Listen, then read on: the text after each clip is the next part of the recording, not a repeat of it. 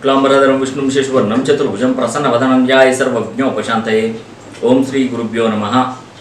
Ramakrishna Nihan astro numerology spiritual channel చూస్తున్నటువంటి ప్రేక్షకులకు హృదయపూర్వక ధన్యవాదములు।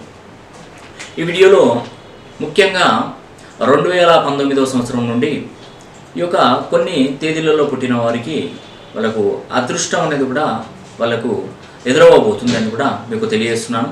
మరి ఆ తేదీలు ఏంటి?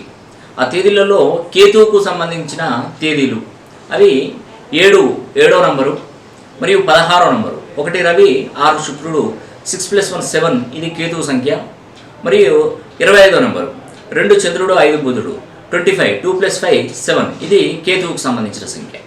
మరి ఈ 7, 16, 25వ తేదీలలో జన్మించిన వారు 2019 ఉగాది పర్వదినం నుండి వీళ్ళకు కొంత డెవలప్మెంట్ అనేది అంటే అదృష్టము మనకు ఎదురవబోతుంది।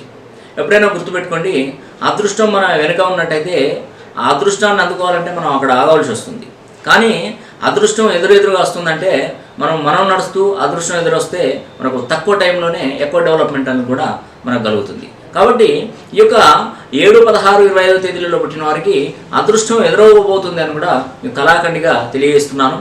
కాబట్టి మీరు మీ యొక్క పేరులో ఉన్నటువంటి అక్షర బలాన్ని పెంచుకోవాల్సిన బాధ్యత మీది।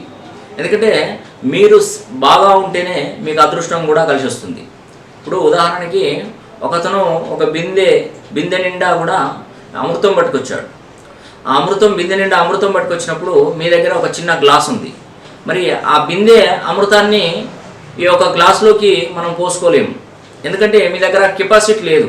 ఆ కెపాసిటీ ఆ బిందె సరి సమానంగా మన చేతిలో పాత్ర ఉన్నట్టయితే ఆ అమృతాన్ని అలాగే మనం ఆ బిందెలో పోసుకోవచ్చు।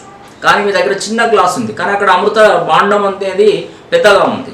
అంటే దీనికి మెయిన్గా ఎగ్జాంపుల్ ఎందుకు చెప్పానంటే, మీరు మీ పేరు బలాన్ని స్వీకరించడానికి, అదృష్టం కలగడానికి మీ పేరు బలాన్ని పెంచుకోవాలి। ఆ పెంచుకున్నప్పుడు రాబోయే అదృష్టం కూడా మీకు వశమవుతుంది, లేదంటే అక్కడ మనకు రావాల్సింది కొంతే వస్తుంది। అలా మీ జీవితంలో కూడా మంచి అదృష్టం కలవాలనుకుంటే ఫస్ట్ మీరు చేయాల్సిన కార్యక్రమం ఏంటంటే, ఆస్ట్రాలజిస్టును మంచి ఆస్ట్రాలజీ మరియు న్యూమరాలజీ 2 పద్ధతుల ద్వారా తెలియగలిగిన ఒక వ్యక్తిని మీరు సంప్రదించుకోండి। అలా సంప్రదించినప్పుడు మీకు తప్పకుండా మంచి యోగం కలుగుతుంది। ఇక్కడ అన్ని అంటే మనం చుట్టూ ఉన్నటువంటి వనరులను ఏర్పరచుకొని వాటిని అద్భుతమైన పద్ధతిలో చూడగలిగే వ్యక్తులను మనం సందర్శించినట్టయితే వాళ్ళు మనకెంతో కొంత మేలు చేయక తప్పదు। కాబట్టి ఒక పద్ధతి ద్వారా కాదు, అన్ని హోల్ అండ్ సోల్ చూసే వాళ్ళను మీరు సంప్రదించినట్టయితే ఈ 7, 16, 25 తేదీలో పుట్టిన వారు 2019 నుండి వాళ్ళ దిశ అనేది కూడా చేంజ్ రాబోతుందని కూడా మీకు ఈ వీడియో ద్వారా తెలియజేస్తున్నాను। ఈ వీడియో కనుక మీకు నచ్చినట్టయితే లైక్ చేయండి, షేర్ చేయండి, కామెంట్ చేయండి। సర్వే జనా సుఖినో భవంతు।